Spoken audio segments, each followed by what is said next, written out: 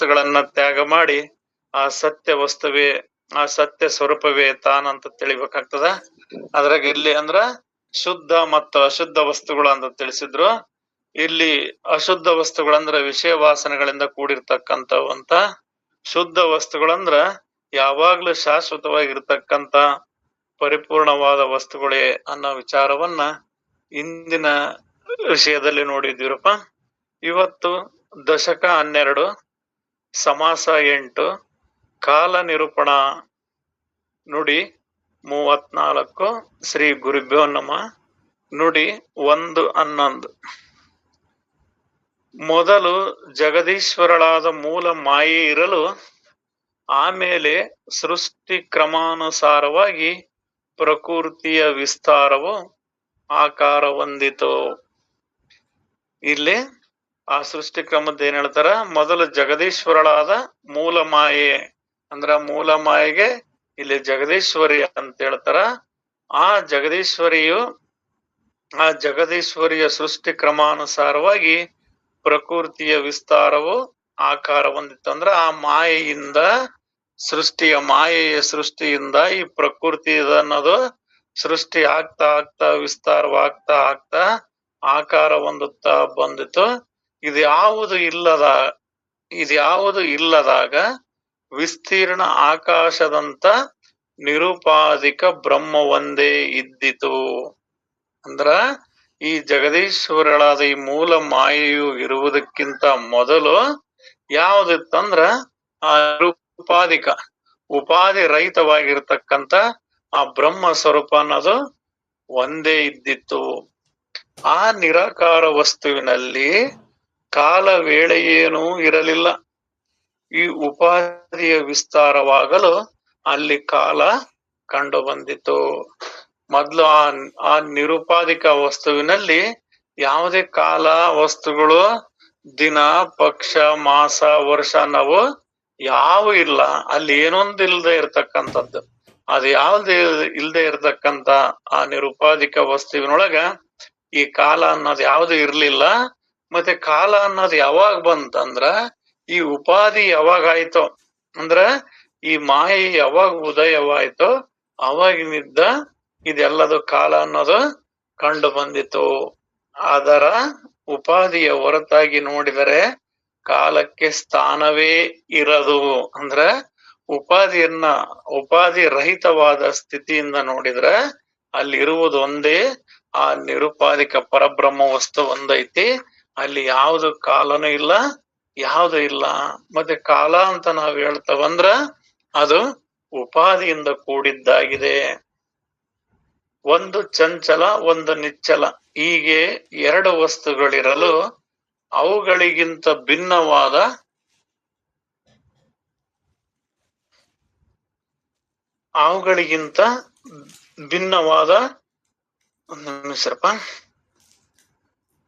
ಇಲ್ಲಿ ಒಂದು ಚಂಚಲ, ಒಂದು ನಿಚ್ಚಲ, ಹೀಗೆ ಎರಡು ವಸ್ತುಗಳಿರಲು ಅವುಗಳಿಗಿಂತ ಭಿನ್ನವಾದ ಕಾಲವೆಲ್ಲಿಯದು? ಆ ಕಾಲ ಅನ್ನೋದೇ ಇಲ್ಲ. ಚಂಚಲವಿರುವಷ್ಟರವರೆಗೂ ಕಾಲವೆನ್ನುವುದು. ಅಂದ್ರ ಒಟ್ಟಾರೆ ನಾವು ಈ ಜಗತ್ತಿನೊಳಗೆ, ಈ ಬ್ರಹ್ಮಾಂಡದೊಳಗೆ ನೋಡ್ತೇವೆ ಅನ್ನೋದಾದ್ರ ಒಂದು ಚಂಚಲ ವಸ್ತು ಐತಿ, ಒಂದು ನಿಚ್ಚಲ ಐತಿ.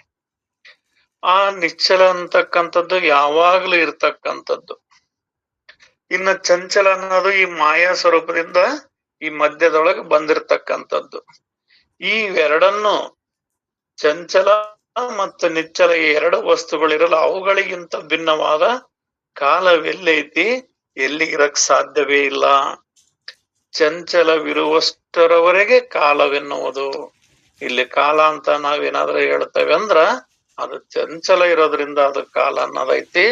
ಆ ಚಂಚಲ ಇಲ್ಲಂದ್ರ ಕಾಲ ಅನ್ನುವುದೇ ಇಲ್ಲ. ಅಷ್ಟೇ. ಆಕಾಶವೆಂದರೆ ಏನು ಇಲ್ಲದ ಅವಕಾಶವು. ಅವಕಾಶವೆಂದ ವೇಳೆಗೆ ಅನ್ನುತ್ತಾರೆ ಅಷ್ಟೇ. ಇಲ್ಲಿ ನಾವು ಆಕಾಶ ಅಂತ ಹೇಳ್ತೇವಂದ್ರ ಯಾವ್ದಕ್ಕ ಆಕಾಶ ಅಂತ ಹೇಳ್ತೇವಂದ್ರ ಎಲ್ಲದಕ್ಕೂ ಅವಕಾಶವನ್ನೇ ಆಕಾಶ ಅಂತೀವಿ. ಎಲ್ಲದಕ್ಕೂ ಅವಕಾಶ ಐತಿ, ಎಲ್ಲದಕ್ಕೂ ಜಾಗ ಐತಿ. ಸೂರ್ಯ, ಚಂದ್ರ, ನಕ್ಷತ್ರಗಳು, ಸಕಲ ಜೀವರಾಶಿಗಳಿಗೂ ಎಲ್ಲದಕ್ಕೂ ಕೂಡ ಅವಕಾಶವನ್ನು ಕೊಟ್ಟಿರೋದು ಯಾವ್ದಂದ್ರ ಆ ಆಕಾಶ, ಆಕಾಶವೆಂದರೆ ಏನು ಇಲ್ಲದ ಅವಕಾಶವು. ಆ ಅವಕಾಶವೆಂದು ವೇಳೆಗೆ ಅನ್ನುತ್ತಾರಷ್ಟೇ. ಅಂತ ವೇಳಾರೂಪ ಕಾಲವನ್ನ ತಿಳಿದುಕೊಳ್ಳಿರಿ. ಇದಕ್ ಆ ಅವಕಾಶಕ್ಕೆ ಅದಕ್ಕೆ ಅಂತಾರಂದ್ರ ಅದಕ್ಕೊಂದು ವೇಳೆ ಅಂತಾರಷ್ಟೇ. ಅಂದ್ರೆ ಸಮಯ. ಕಾಲ ಅಂದ್ರ ಒಂದ್ ಅರ್ಥದಲ್ಲಿ ಸಮಯ, ಒಂದ್ ಅರ್ಥದಲ್ಲಿ ಮರಣ ಅಂತ ಬರ್ತದ. ಇಲ್ಲಿ ಕಾಲ ಅಂದ್ರ ಒಂದ್ ವೇಳೆ ಅಂತ ತಿಳ್ಕೊಂಡ್ರಷ್ಟ. ಅಂತ ವೇಳೆ ರೂಪ ಕಾಲವನ್ನ ತಿಳಿದುಕೊಳ್ಳಿ. ಸೂರ್ಯನಿಂದ ವೇಳೆ ತಿಳಿಯುವುದು. ಅಂದ್ರೆ ಕಾಲ ಅಂದ್ರ ಇದು ಯಾವಾಗಂತ ಬಂತಂದ್ರ ಮಾಯೆಯಿಂದ ಈ ಕಾಲ ಬಂತು. ಮೊದಲಿರ್ತಕ್ಕಂತ ಆ ಪರಿಪೂರ್ಣ ಪರಬ್ರಹ್ಮ ವಸ್ತುವಿಗೆ ಯಾವುದೇ ಕಾಲಗಳು ಯಾವುದು ಇಲ್ಲ. ಮತ್ತೆ ಇದಕ್ ಮಾಯೆ ಕಾಲ ಅಂತ ಹೇಳ್ತೀವಿ ಅಥವಾ ವೇಳೆ ಅಂತ ಹೇಳ್ತೀವಿ. ಈ ಮಾಯೆ ಬಂದ್ಮೇಲೆ ಇವೆಲ್ಲ ಬಂದ್ವು. ವೇಳೆ ಅಥವಾ ಸಮಯ, ಕಾಲ ಇವನ್ನೆಲ್ಲ ಹೇಳ್ತೇವಂದ್ರ ಇದನ್ನ ಮೊದಲು ಹೆಂಗ ತಿಳಿತಿದ್ರಂದ್ರ ಸೂರ್ಯನಿಂದ ವೇಳೆ ತಿಳಿಯುವುದು. ಫಲದಿಂದ ಯುಗದವರೆಗಿನ ಎಲ್ಲ ಗಣತೆಯು ಗೊತ್ತಾಗುವುದು. ಸೂರ್ಯನ ಉಪಾದಿಯಿಂದಲೇ ಫಲ, ಗಳಿಗೆ, ಪ್ರಹರ, ಹಗಲು ರಾತ್ರಿ ಕೂಡಿದ ದಿವಸಗಳು ಕೂಡಿದ್ದು ಪಕ್ಷಗಳ ನಂತರ ಮಾಸದಿಂದ ಅಯಾನ, ವರ್ಷ, ಯುಗ ಇವೆಲ್ಲವುಗಳಿಗೂ ಆಸ್ಪದವಾಯಿತು. ಯಾವ್ದ್ರಿಂದ? ಇಲ್ಲಿ ನಾವು ವೇಳೆಯನ್ನ ಹೆಂಗ ತಿಳಿತೇವೆ ಅಂದ್ರೆ ಸೂರ್ಯನಿಂದ ತಿಳಿತೇವೆ. ಬೆಳಗ್ಗೆ, ಮಧ್ಯಾಹ್ನ, ಸಾಯಂಕಾಲ ಅಥವಾ ರಾತ್ರಿ, ಮಧ್ಯರಾತ್ರಿ ಅಂತೆಲ್ಲ ಹೆಂಗ್ ತಿಳ್ತಾವ. ಇಲ್ಲಿ ಅವೇ ಕಾಲಗಳನ್ನ ಹೇಳ್ತಾರಂದ್ರ ಅವನು ಒಂದೊಂದರಿಂದ ಅಳತಿ ಸಮಯಗಳನ್ನ ತಿಳಿಸ್ತಾ ಬರ್ತಾರೆ. ಈಗ ಸೆಕೆಂಡ್, ನಿಮಿಷ, ಗಂಟೆ, 24 ತಾಸು, 1 ದಿನ, 15 ದಿನ, ತಿಂಗಳ, ವರ್ಷ, ಆಯಾನ, ಯುಗ, ಕಲ್ಪ ಇವನ್ನೆಲ್ಲವನ್ನು ಕೂಡ ಇಲ್ಲಿ ತಿಳಿಸ್ತಾರ. ಇಲ್ಲಿ ಏನೇನ್ ಹೇಳ್ತಾರಂದ್ರ ಫಲ. ಇಂದಿನ ಹಳೆ ಪದಗಳು ಬಳಕೆ ಆಗ್ತದ. ಈ ಸೂರ್ಯನ ಉಪಾದಿಂದನ ಒಂದು ಫಲ ಅಂತದ್ರು, ಒಂದು ಗಳಿಗೆ ಅಂತದ್ರು, ಒಂದು ಪ್ರಹರ ಅಂತದ್ರು. ಈ ಹಗಲು ರಾತ್ರಿ ಕೂಡಿದ ಹಗಲು ಪ್ರಹರ ಅಂದ್ರೆ ಹಗಲು ರಾತ್ರಿ ಕೂಡಿದ ದಿವಸ, ಮತ್ತು ಪಕ್ಷ, ಮಾಸ, ಅಯಾನ, ವರ್ಷ, ಯುಗ ಇವೆಲ್ಲವುಗಳಿಗೂ ಆಸ್ಪದವಾಯಿತು. ಹಾಗೆಯೇ ಕೃತಕ, ತ್ರೈತ, ದ್ವಾಪಾರ, ಕಲಿಯುಗಗಳು ಜಗತ್ತಿನಲ್ಲಿ ಆಯರ್ಮರ್ಯಾದೆಯಿಂದ ಸಾಗಿವೆ. ಅದರಂತೆ ದೇವತೆಗಳ ವಿಶೇಷ ಆಯುಷ್ಯವಾದರೂ ಶಾಸ್ತ್ರಗಳಲ್ಲಿ ಹೇಳುತ್ತಾರೆ. ಇವೆಲ್ಲವೂ ದಿನಗಳನ್ನ, ಕಾಲಮಾನಗಳನ್ನ ಇವನ್ನೆಲ್ಲ ಹೇಳಿಕೆಂತ ಬರ್ತದ. ಇಲ್ಲಿ ಈ ದೇವತೆಗಳು ಕೂಡ ಅವ್ರಿಗೂ ಕೂಡ ಆಯಸ್ಸು ಅನ್ನೋದೈತಿ. ಅವರು ಕೂಡ ವಿಶೇಷ ಆಯಸ್ಸುವಾದರೂ ಶಾಸ್ತ್ರಗಳಲ್ಲಿ ಹೇಳ್ತಾರ. ಮುಖ್ಯರಾದ 3 ದೇವತೆಗಳ ಉಪಾಧಿಯು ಸಹ ಬಹು ದೂರದ ಕಾಲಾಂತರದಲ್ಲಿ ನಾಶವಾಗತಕ್ಕದ್ದಿರುವುದು. ಇಲ್ಲಿ ಮುಖ್ಯ 3 ದೇವತೆಗಳದಾದ್ರು ಇವ್ರದ ಬ್ರಹ್ಮ, ವಿಷ್ಣು, ಮಹೇಶ್ವರದ ಇವ್ರದ್ದು ಹೇಳ್ತಾರ. ಇವರು ಕೂಡ ಕಾಲಾಂತರದಲ್ಲಿ ನಾಶವಾಗತಕ್ಕದ್ದಿರುವುದು. ಆದರೆ ರೂಢಿಯನ್ನು ಬಿಟ್ಟು ಹೇಳಿದರೆ ಜನರಿಗೆ ಹೇಗೋಗೋ ಅನಿಸುವುದು. ಅಂದ್ರ ಜನಗಳಿಗೆ ಯಾವ್ದು ಪದ ಅವ್ರು ಬಳಕೆ ಮಾಡ್ಕೊಂತ ಬಂದಿದಾರೋ ಆ ದಿನಗಳನ್ನ ಹಂಗೆ ಹೇಳ್ಕೊಂತ ಬಂದ್ರ ಅವ್ರಿಗೆ ಗೊತ್ತಾಗ್ತದ. ಅದನ್ ಬಿಟ್ಟು ನಾವ್ ಬೇರೆ ಯಾವ್ದೋ ಪದಗಳನ್ನ ಬಳಕೆ ಮಾಡಿ ಹೇಳ್ತೇವಂದ್ರ ಅವ್ರಿಗೆ ಗೊತ್ತಾಗೋದಿಲ್ಲ ಅಂತಾರ. ಇಲ್ಲಿ ಮತ್ತೇನೆಂದರೆ ತ್ರಿಗುಣಗಳು ಒಂದರೊಳಗೊಂದು ಕೂಡಿದ್ದು ಅವನ್ನು ವಿಂಗಡಿಸಲಿಕ್ಕೆ ಬಾರದು. ಈ ಗುಣಗಳು ಕೂಡ ಏನು ತಮ, ರಜ, ಸತ್ವ ಗುಣ ಅಂತವ, ಇವು ಕೂಡ ಒಂದ್ರೊಳಗೊಂದು ಕೂಡ್ಕೊಂಡಿದವು. ಇವನ್ನು ಕೂಡ ವಿಂಗಡಿಸಲಿಕ್ಕೆ ಬಾರದವು. ಅವು 3 ಕೂಡಿಯೇ ಎಲ್ಲ ಸೃಷ್ಟಿ ರಚನೆಯಾಗಿರುತ್ತದೆ. ಈ 3 ಗುಣಗಳು ಕೂಡಿದ್ದೆ ಎಲ್ಲ ಸೃಷ್ಟಿ ರಚನೆ ಆಗಿರ್ತದೆ. ಅಂದ ಮೇಲೆ ದೊಡ್ಡವ್ರು ಯಾರು, ಸಣ್ಣವ್ರು ಯಾರು ಎಂಬುದನ್ನ ಹೇಗೆ ಹೇಳಬೇಕು? ಈಗ ಎಲ್ಲವೂ ಕೂಡ 3 ಗುಣಗಳಿಂದನೇ ಸೃಷ್ಟಿಯಾಗಿರ್ತಕ್ಕಂಥದ್ದು. ರಜೋ, ತಮ, ಸಾತ್ವಿಕ ಗುಣ. ಪ್ರತಿಯೊಬ್ಬ ಮನುಷ್ಯರಲ್ಲೂ ಕೂಡ ಇವು ಗುಣ ಇರ್ತಾವ. ಆದ್ರೆ ಒಬ್ಬೊಬ್ರು ಒಂದೊಂದರಿಂದ ಹೊರಗ ತೋರ್ಪಡಿಸಿ ಅಂದ್ರು ಕೂಡ ಇವು ಮೂರುಗಳ ಮಿಶ್ರಣದಿಂದನೇ ಜನನ ಆಗಿದೆ. ಈ ಜಗತ್ತೆಲ್ಲದು ಕೂಡ ಇದು ಸೃಷ್ಟಿಯಾಗಿದೆ ಅಂದ್ಮೇಲೆ ಇದ್ರಾಗ ಸಣ್ಣರ್ನ ಯಾರನ್ನ ಕರಿತೀರಿ, ದೊಡ್ಡರ್ನ ಯಾರು ಕರಿತೀರಿ? ಎಲ್ಲರೊಳಗೆ ಇವೆಲ್ಲ ಅದಾವ. ನೀನ್ ದೇವತೆಗಳಂತೀರ ಅಲ್ಲಿ ಅದಾವ, ಮಾನವರಂತೀರ ಅಲ್ಲಿ ಅದಾವ, ಪ್ರಾಣಿಗಳಂತೀರ ಅಲ್ಲಿ ಅದಾವ. ಎಲ್ಲರೊಳಗೆ ಎಲ್ಲವೂ ಇರ್ಬೇಕಾರ ಸಣ್ಣರು ದೊಡ್ಡರು ಅಂತ ಹೆಂಗ ಕರಿತೀರಿ? ಇರಲಿ, ಇವೆಲ್ಲ ತಿಳಿದವರ ಕೆಲಸಗಳಿರುವವು. ಮತ್ ಇದ್ರಾಗ ಹೆಂಗ ದೊಡ್ಡರ್ನ ಅಂತ ಕರಿತೀರ ಅಂದ್ರ ಇವು ವಿಚಾರದಿಂದ ತಿಳಿಯುವಂತವದವು. ಇವು ವಿಚಾರಕ್ಕ ಹೊಳಿತವನ ಹೊರಗಿನ ನೋಟದಿಂದ ನೋಡಿದ್ರ ಯಾವ ಉಳಿಯೋದಿಲ್ಲ. ಈ ಹೊರಗಿನ ಜಗತ್ತಿನೊಳಗೆ ಯಾವ್ದು ದೊಡ್ಡದಂತವ ಅದೇ ದೊಡ್ಡದಾಗೆ ಕಾಣ್ತತಿ, ಯಾವ್ದು ಸಣ್ಣದಂತವ ಅದು ಸಣ್ಣದಾಗೆ ಕಾಣ್ತತಿ. ಆದ್ರ ವಿಚಾರದಿಂದ ಇದು ತಿಳಿತತಿ. ತಿಳಿಗೇಡಿಯು ಸುಳ್ಳೇ ಭ್ರಮದಲ್ಲಿ ಬೀಳುವನು, ಒಟ್ಟಿಗೆ ಪ್ರತೀತಿಯಿಂದ ತಿಳಿಯುತ್ತಾ ರಹಸ್ಯಗಳನ್ನು ಗೊತ್ತು ಹಚ್ಚಬೇಕು. ಇಲ್ಲಿ ತಿಳಿಲಾರದವ್ರು ಸುಮ್ನ ಜಗತ್ತಿನ ಗೋಡಿಗೆ ಬೀಳ್ತಾರ. ಅದ್ರ ಜಗತ್ತಿನ ಗೊಡಿಯೊಳಗ ಬಿದ್ದು ಭ್ರಮೆಯೊಳಗ ಬಿದ್ದು ಒದ್ದಾಡ್ತಾರ. ಇವನ್ ನಾವು ತಿಳಿತಾ ಹೋಗ್ಬೇಕಾಗೈತಿ. ಇಲ್ಲಿ ಏನ್ ಹೇಳಿಕೆಂತ ಬಂದ್ರು, ಮೊದಲು ಜಗದೀಶ್ವರಳಾದ ಮೂಲ ಮಾಯೆ, ಆ ಮೂಲ ಮಾಯೆಯಿಂದ ಒಂದೊಂದು ಸೃಷ್ಟಿ ವಿಸ್ತಾರ ಆಗ್ತಾ ಬಂತು. ಅದು ವಿಸ್ತಾರ ಆದ್ಮೇಲೆ ಈ ಕಾಲ ಅನ್ನೋದು ಬಂತು. ಯಾವಾಗ ಆ ಮಾಯೆ ಅನ್ನೋದು ಉದಯವಾದ್ಮೇಲೆ. ಅದಕ್ಕಿಂತ ಮೊದಲೇ ಇರತಕ್ಕಂತ ಪರಬ್ರಹ್ಮ ವಸ್ತುವಿನಲ್ಲಿ ಯಾವುದೇ ಕಾಲಗಳಿಲ್ಲ, ಯಾವ್ದು ಏನೊಂದು ಇಲ್ಲ. ಆ ಮಾಯ ಉಪಾಧಿ ಆದ್ಮೇಲೆ ಇವು ಒಂದೊಂದೇ. ಹೀಗೇನ್ ನಾವ್ ಈಗಿನ ಕಾಲಮಾನದೊಳಗೆ ಏನ್ ಹೇಳ್ತೇವಿ, 1 ಸೆಕೆಂಡು, 1 ನಿಮಿಷ, 1 ಗಂಟೆ, 1 ದಿನ, 1 ವಾರ, 1 ಪಕ್ಷ, 1 ಮಾಸ, 1 ವರ್ಷ, 1 ಯುಗ, 1 ಕಲ್ಪ ಅಂತ ಹಿಂಗೆಲ್ಲ ಹೇಳ್ತಾ ಬರ್ತವೆ. ಮತ್ತೆ ಇದ್ರೊಳಗ ದೇವತೆಗಳು ಅದಾವಂದ್ರು ಕೂಡ ಅವುಗಳಿಗೆ ವಿಶೇಷ ಆಯಸ್ ಇದೆ ಅಂತ. ಅಂದ್ರ ಅವ್ರು ಹೆಚ್ಚು ದೀರ್ಘಾಯಸ್ ಉಳ್ಳವರು ಅಂತ. ಮತ್ತೆ ಆ ದೀರ್ಘಾಯಸ್ ಉಳ್ಳವರಾದ್ರೂ ಕೂಡ ಇವೆಲ್ಲ ಜೀವರಾಶಿಗಳು ಕೂಡ ಈ 3 ಗುಣಗಳಿಂದ ಹುಟ್ಟಿದಾರ. ಯಾವ 3 ಗುಣಗಳು ಅಂದ್ರ ಈ ಸತ್ವ ರಜ ತಮ ಗುಣಗಳಿಂದ ಕೂಡಿದವು. ಮತ್ತೆ ಯಾವ ಜೀವ ಸೃಷ್ಟಿಯಾಗೈತೋ ಅದೆಲ್ಲದು ಕೂಡ ದೇಹ ಸೃಷ್ಟಿಯಾಗೈತೋ ಅದೆಲ್ಲದು ಈ 3 ಗುಣಗಳಿಂದನ ಕೂಡಿದ್ದೈತಿ. ಇದ್ರಾಗ ಯಾವ್ದು ಸಣ್ಣದಂತೀರಿ, ಯಾವ್ದು ದೊಡ್ಡದಂತೀರಿ, ಯಾವ್ದು ಶ್ರೇಷ್ಠ ಅಂತೀರಿ, ಯಾವ್ದು ಕನಿಷ್ಠ ಅಂತೀರಿ? ಇದು ಒಮ್ಮಿಂದೊಮ್ಮೆಲೆ ಹೊರಗ್ ನೋಡಿದ್ರ ಯಾವ್ದು ತಿಳಿಯೋದಿಲ್ಲ. ನೀವು ಹೊರಗ್ ನೋಡಿ ಹೇಳ್ತೀರಂದ್ರ ಅದು ಪರಿಪೂರ್ಣ ಆಗೋದಿಲ್ಲ. ಇದು ಬಲ್ಲಂತವ್ರಿಗೆ ತಿಳಿತೈತಿ. ಸುಮ್ನೆ ನೀವೇನ ತಿಳಿತೀರಿ, ವಿಚಾರ ಮಾಡ್ತಾನೆ ನೋಡ್ತಾನೆ ಅಂದ್ರ ಹೊರಗಿನ ರೂಪನಾಮಗಳಿಂದಾಗ್ಲಿ ಅಥವಾ ಬೇರೆ ಯಾವ್ದರದರಿಂದ ನೋಡ್ತೇವೆ ಅಂದ್ರ ಅದು ಸುಮ್ಮನೆ ಭ್ರಮೆಗೀಡಾಗ್ತದ, ಭ್ರಮೆಯೊಳಗ ಬಿದ್ದಂಗ ಆಗ್ತದೆ. ಆದ್ರಿಂದ ಪ್ರತೀತಿ ಅಂದ್ರ ಅನುಭವದಿಂದ ತಿಳಿತಾ ಆ ರಹಸ್ಯಗಳನ್ನ ಗೊತ್ತ ಹಚ್ಚಬೇಕಾಗ್ತದೆ. ಅಂದ್ರೆ ಯಾವ್ದು ಅಲ್ಪ, ಯಾವ್ದು ಶ್ರೇಷ್ಠ, ಮತ್ತೆ ನಾವಿಲ್ಲಿ ಯಾವ್ದಕ್ ಶ್ರೇಷ್ಠ ಅನ್ಬೇಕು, ಯಾವ್ದು ಕಾಲಕ್ಕೆ ಒಳಪಟ್ಟಿದೆ, ಯಾವ್ದು ಕಾಲಕ್ಕೆ ಒಳಪಟ್ಟಿಲ್ಲ ಅನ್ನೋದು ವಿಚಾರ ಮಾಡ್ಬೇಕಾಗ್ತದ. ನಾವು ಆ ರೀತಿ ವಿಚಾರ ಮಾಡಿ ನೋಡಿದ್ರ ಈ ಮಾಯೆ ಅನ್ನೋದೇ ಕಾಲಕ್ಕೆ ಒಳಪಟ್ಟಿದೆ.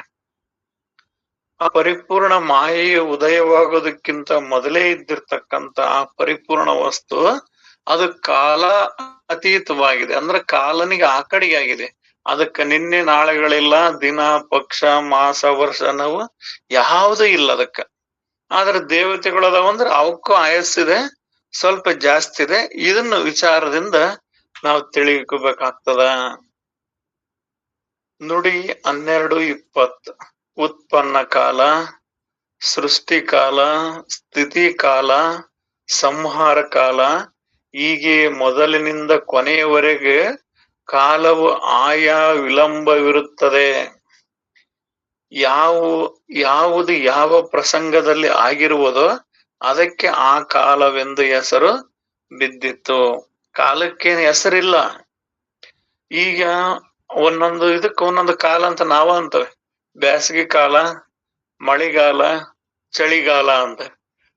ಅದು ಇರೋದ್ ಕಾಲ ಒಂದೇ. ಆದ್ರೆ ನಾವ್ ಇವನ್ನ ಸೇರಿಸ್ತೇವೆ ಅಂದ್ರೆ ಆಯಾ ಸ್ಥಿತಿಗೆ ಅನುಗುಣವಾಗಿ. ಈ ಉತ್ಪನ್ನ ಕಾಲ. ಈಗೆಲ್ಲ ರೈತರು ಏನ್ ಹೇಳ್ತಾರ, ಇದು ಬಿತ್ ಬೆಳೆಯ ಕಾಲಪ್ಪ, ಈಗ ಬಿತ್ತನೆ ಕಾಲ ಇದು ಅಂತ ಹೇಳ್ತಾರ. ಅಂದ್ರ ಆಯಾ ಕಾಲಗಳಿಗೆ ಇದು ಸೃಷ್ಟಿ ಕಾಲ. ಅಂದ್ರೆ ಈಗ ಎಲ್ಲಾ ಜೀವ ಸಸ್ಯ ವರ್ಗವನ್ನ ಧಾನ್ಯಗಳನ್ನ ಬಿತ್ತನೆ ಮಾಡುವಂತ ಕಾಲ. ಒಂದೊಂದು ಸೃಷ್ಟಿ ಕಾಲ, ಎಲ್ಲ ಜಗತ್ತಿಂದೆಲ್ಲ ಸೃಷ್ಟಿ ಆಗೋದು. ಮತ್ತ ಸ್ಥಿತಿ ಅಂದ್ರೆ ಅದನ್ನ ಪಾಲನೆ ಮಾಡುವಂತ ಕಾಲ. ಸಂಹಾರ ಅಂದ್ರೆ ನಾಶವಾಗುವಂತ ಕಾಲ. ಹೀಗೆ ಮೊದಲಿನಿಂದ ಕೊನೆಯವರೆಗೂ ಕಾಲವು ಆಯಾ ವಿಳಂಬ ರೂಪವಿರುತ್ತದೆ. ಯಾವುದು ಯಾವ ಪ್ರಸಂಗದಲ್ಲಿ ಆಗಿರುವುದು ಅದಕ್ಕೆ ಆ ಕಾಲವೆಂದು ಹೆಸರು ಬಿದ್ದಿತು. ಈ ಸಂಗತಿಯು ನೆಟ್ಟಗೆ ಲಕ್ಷ್ಯಕ್ಕೆ ಬಾರದಿದ್ದರೆ ಇನ್ನು ಮುಂದೆ ಕೇಳಿರಿ. ಈಗ ನಾವ್ ಹೇಳಿದಿವಲ್ಲ ಇವು ಕಾಲ ಅಂತ, ಆ ಸನ್ನಿವೇಶಕ್ಕೆ ತಕ್ಕಂಗ ಅವು ಬಂದು ಹೋಗ್ತಾವ. ಅದು ಇಲ್ಲಿ ಏನ್ ಹೇಳ್ತಾರಂದ್ರ, ಅದೇ ಚಳಿಗಾಲ, ಬೇಸಿಗೆಗಾಲ, ಸಂತೋಷ ಕಾಲ, ಸುಖ ಕಾಲ, ದುಃಖ ಕಾಲ, ಆನಂದ ಕಾಲ ಮುಂತಾದವಾಗಿ ಅನುಭವಕ್ಕೆ ಬರುತ್ತದೆ. ಇವೆಲ್ಲವೂ ಕಾಲಗಳು. ಅವತ್ತ ನಾವು ಕಾಲ ಕಳೆದ್ವಿ, ಭಾರಿ ಕಡಕಷ್ಟದ ಕಾಲಪ. ಅಯ್ಯೋ, ಅವ ಕಾಲ ಕಳೆದ್ರು ಅಂದ್ರ ಏನು ಸುಖದ ಸುಪ್ಪತ್ತಿಗೆ ಮೇಲೆ ಕಾಲ ಕಳೆದ್ರು. ಅಯ್ಯೋ, ಅವಾಗ ಅಂತ ಕಾಲಪ, ಬರಗಾಲ, 3-4 ವರ್ಷಗಳ ಕಾಲ ಮಳೆನ ಹೋಗಿತ್ತು. ಈಗೇನಪ್ಪಾ ಸಮೃದ್ಧಿ ಕಾಲ ಎಲ್ಲ ಐತಿ. ಈಗ ಅವತ್ತು ನಾವು ಬಹಳ ಪರಿಸ್ಥಿತಿ ಕಷ್ಟ ಆಗಿತ್ತಪ್ಪ ಅಂತ ಎಲ್ಲವನ್ನ ಆಯಾ ಪರಿಸ್ಥಿತಿಗೆ ತಕ್ಕಂಗ ಈ ನಾವು ಈ ಕಾಲ ಅಂತ ಹೇಳ್ತೇವೆ. ಮತ್ತ ಅಷ್ಟೇ ಕಾಲ ಅಲ್ಲ, ಪ್ರಹತ ಕಾಲ, ಮಧ್ಯಾಹ್ನ ಕಾಲ, ಸಾಯಂಕಾಲ, ವಸಂತ ಕಾಲ, ಪರ್ವಕಾಲ, ಕಠಿಣ ಕಾಲ, ಇವೆಲ್ಲ ಜನರಿಗೆ ಪರಿಚಿತವೇ ಇರುತ್ತವೆ. ಅದರಂತೆ ಜನ್ಮ ಕಾಲ, ಬಾಲ್ಯಕಾಲ, ತಾರುಣ್ಯ ಕಾಲ, ವೃದ್ಧಾಪ್ಯ ಕಾಲ, ಅಂತಕಾಲ, ವಿಷಮ ಕಾಲ ಇವು ವೇಳೆಯ ರೂಪದಿಂದ ಪ್ರತೀತಿಯಾಗುತ್ತವೆ. ಅದೇ ರೀತಿಯಾಗಿ ಸುಕಾಲ, ದುಷ್ಕಾಲ, ಪ್ರದೋಷ ಕಾಲ, ಪುಣ್ಯ ಕಾಲಗಳು ಇರುವವು. ಏನೇನು ವಾತಾವರಣ ಒಂದೇ ನುಡಿಯಾಗಿ ಹೇಳ್ಬೇಕಂದ್ರ ಆ ಪರಿಸ್ಥಿತಿಗೆ ತಕ್ಕಂಗ ಅದಕ್ಕ ಕಾಲ ಅಂತ ಸೇರಿಸ್ತಾವಷ್ಟೆ. ಈ ಮುತ್ತು ರತ್ನಗಳಿದ್ದ ಅದನ್ನ ಸುವರ್ಣ ಯುಗ ಅಂತಾರ, ಸುವರ್ಣ ಕಾಲ ಅಂತಾರ. ಹಂಗ ಒಂದೊಂದು ರೀತಿಯಾಗಿ ಒಂದೊಂದು ಕಾಲ, ಆ ಯಾವ್ಯಾವ ಸಮಯಕ್ಕ ಅದನ್ನ ಆ ರೀತಿಯಾಗಿ ಬಳಸ್ತಾ ಅದು ಪ್ರತೀತಿಯಾಗಿದೆ. ಹೀಗೆ ಎಲ್ಲ ವೇಳೆಗಳು ಕೂಡಿ ಕಾಲವೆನಿಸುತ್ತದೆ. ನೀನ್ ಏನೇನ್ ಕಾಲ ಅಂತೀಯೋ ಅದೆಲ್ಲದೂ ಕೂಡ ಕಾಲನ ಆಗಿದೆ. ಆದರೆ ಇಷ್ಟು ರೂಪದಿಂದ ಭಾಸವಾದರೂ ಕಾಲವೆನ್ನುವ ವಸ್ತುವೇನಾದರೂ ಇರುವುದು? ಈಗೆಲ್ಲ ಹೇಳಿದ್ರಲ್ಲ, ಬರಗಾಲ, ಮಳೆಗಾಲ, ಚಳಿಗಾಲ, ಬೇಸಿಗೆ ಕಾಲ, ಸಾಯಂಕಾಲ, ವಸಂತ ಕಾಲ, ಮಧ್ಯಾಹ್ನ ಕಾಲ, ಪೂರ್ವಕಾಲ, ಕಠಿಣ ಕಾಲ, ಬರಗಾಲ ಅಂತೆಲ್ಲ ಹೇಳಿದ್ರಲ್ಲ, ಇವನ್ನೆಲ್ಲವನ್ನ ವಿಚಾರ ನೋಡಿದ್ರ ಓಸ ಅಷ್ಟಕ್ಕೊಂದು ಕಾಲ ನಾವು ಒದವೇನು? ಇಲ್ಲವೆಂದು ಹೇಳಬೇಕಾಗುವುದು. ಸರಿ, ಮೇಲಿನಂತ ಇರುವುದೊಂದು ತರ, ಅನಿಸುವುದೊಂದು ತರಕ್ಕೆ ವಿವೇಕ ಶೂನ್ಯತೆ ಎನ್ನಬೇಕು. ನೀವೇನೀಗ ಇಷ್ಟಕ್ಕಂದ ಕಾಲಗಳು ಹೇಳಿದಿರಲ್ಲ, ಇವು ನಿಜವಾಗಿ ಇಷ್ಟಕ್ಕಂದ ಕಾಲ ಅದವೇನು ಅಂತ ನೋಡಿದ್ರ ಅವೇನೂ ಇಲ್ಲ, ಅಷ್ಟಕ್ಕಂದ ಕಾಲಗಳಿಲ್ಲ. ಆದ್ರ ನೀನ್ ಐತಿ ಅಂತ ಹೇಳ್ತಿ ಅಂದ್ರ ಈ ಹೊರಗಿಂದ ನೋಡಿ ಹೇಳ್ತಿ. ಯಾವ್ದಂದ್ರ ಮಾಯಾ ಉಪಾದಿಯಿಂದ ಕೂಡಿ ನೋಡಿ ನೀನ್ ಹೇಳ್ತಾ ಇದಿ. ಇದಕ್ಕ ವಿವೇಕ ಶೂನ್ಯ ಎನ್ನಬೇಕು. ಅಥವಾ ಪ್ರಪಂಚಿಕ ಜನರೆಲ್ಲ ಹೊರಗೆ ಅನ್ನಿಸುವುದನ್ನು ಮಾತ್ರ ತಿಳಿಯುತ್ತಾರೆ. ಪ್ರವೃತ್ತಿಯ ಜಗತ್